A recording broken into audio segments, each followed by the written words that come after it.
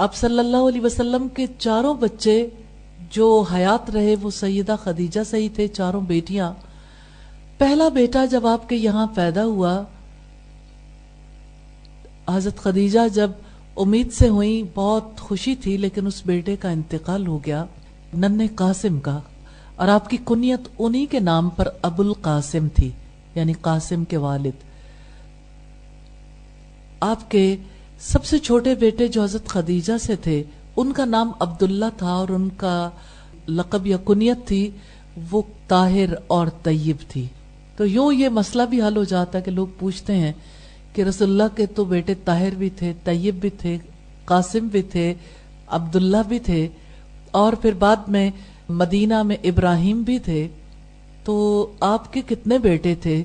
2 बेटे हजरत खदीजा से थे और एक सैयदा मारिया क़िब्तिया से था। अब सल्लल्लाहु अलैहि वसल्लम के घर में पहली औलाद सैयदा ज़ैनब थी। सैयदा ज़ैनब की पैदाइश पर आप सल्लल्लाहु अलैहि वसल्लम बेपनाह खुश थे। अल्हम्दुलिल्लाह आप सल्लल्लाहु अलैहि वसल्लम ने भरपूर अज़दवाजी जिंदगी गुजारी। सैयदा खदीजा की मौजूदगी में अगरचे उनकी उम्र आपसे ज्यादा थी, और जाहिर है कि जितनी उम्र ज्यादा होती है फिर बाद में औलाद भी हुई, और आप जानते हैं कि सैयदा खदीजा की उम्र उस औलाद के बाद बढ़ती चली गई, और फिर जो मुश्किलात आप सल्लल्लाहु अलैहि वसल्लम ने बर्दाश्त की, उन मुश्किलात की वजह से सैयदा के लिए और ज्यादा मुसीबतें और परेशानियां काटना मुमकिन हुआ। अब सोचिए, नबुव्वत के बाद शेब अबी तालिब में जब सैयदा खदीजा आपके हमरा थी, आप और आपके साथी खुराक नहीं पाते थे। आप सल्लल्लाहु अलैहि वसल्लम ने एक वाकया बयान किया है, ये तिरमिज़ी की रिवायत है कि मैं और बिलाल, हम पर 30 दिन और 30 रातें ऐसी गुजरी हैं कि हमारे पास एक छोटी सी पोटली के सिवा कुछ नहीं होता था जिसे बिलाल अपनी बगल में दाब लेते थे। और हम जब बहुत भूख लगती थी तो उस पोटली को खोलते और उसमें से खजूर की गुठली निकाल कर मुंह में रख लेते। कुछ देर तक हम चूसते रहते, फिर उसे निकाल कर वापस रख देते।